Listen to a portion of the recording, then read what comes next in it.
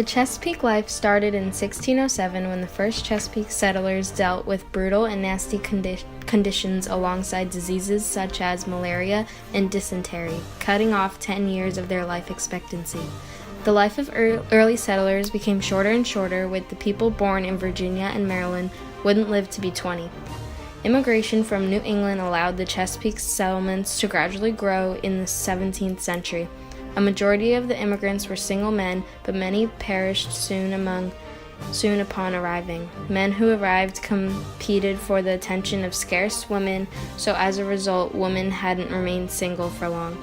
Due to the cruel and violent environment, there were very few families in the settlement. Many marriages had ended by the death of their significant other, usually within 7 years. Few children even live up to adulthood, and almost no one knew their grandparents. Family structures were weak due to the death and pregnancies among unmarried women. Eventually, Chesapeake colonies became more stable as the natives developed immunity to diseases that had once killed the earliest settlers. The population started to expand, and more women were able to have families. The Chesapeake region was a perfect place for tobacco cultivation. Many greedy settlers often planted tobacco to sell before planting corn to eat.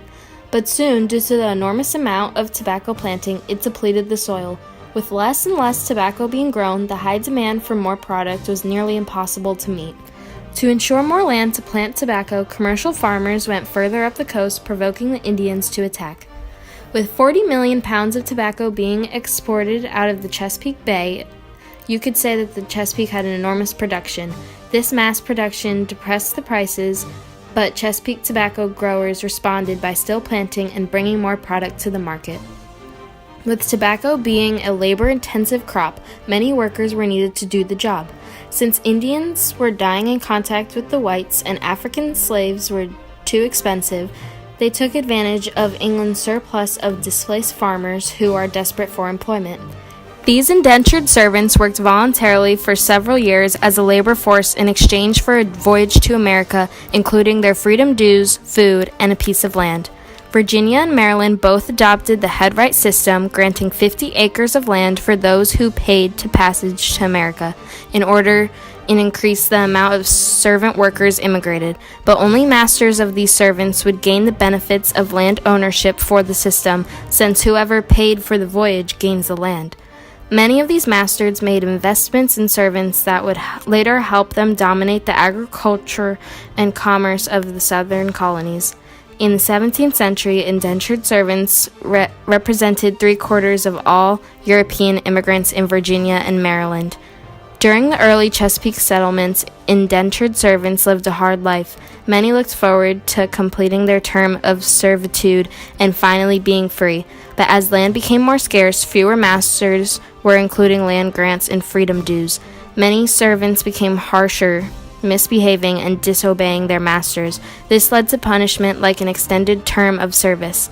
Even if they are granted their freedom, they are penniless, which usually means they'll go back to their former masters and ask for a low-paid job. The spreading of slavery led to the gaps in the South's social structure widening. The rough equality of poverty and disease of the early days helped define a hierarchy of wealth and status. At the top was a small but powerful group of great planters that not only ruled the region's economy, but also virtually monopolized political power, along with owning copious slaves and vast domains of land. The first families of Virginia ruled landholding, the wealth of the Chesapeake region, and politics in the House of Burgesses. The great planters would eventually build stately riverfront manors, and some cultivated the arts and created distinguished libraries. But in general, there were hardworking, business-like people that labored long hours over the problems of plantation management. Below the planters was the largest social group, small farmers. They might have owned 1 or 2 slaves, but lived an almost decent lifestyle. After them were the landless whites, most of them whom were indentured servants. Beneath them were the indentured servants that were still serving their term. Towards the end of the 17th century, the numbers of indentured servants decreased as they were being replaced by black slaves. Life in the South revolved around great plantations, which made it hard for an urban professional class to emerge. Their main style of transportation included waterways because of the horrible roads. The wretched roads prevented funeral parties to access church burial grounds in bad weather. This would lead to the development of family burial plots in the South, a method like no other. The early settlers of Chesapeake Bay's life were overall simple. Colonists would rise at dawn to work and went to bed at dusk. Colonists would usually do their chores at nightfall. Women, slave or free, would cook, clean, and take care of their children, while men did outside work like fence building or land clearing.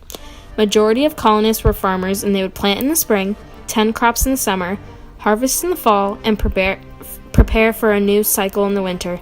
Land in America was cheaper and overall a lot easier to get rather than land in Europe. In northern and middle colonies, an acre of soil would cost about the same amount that American carpenters would earn in one day as wages.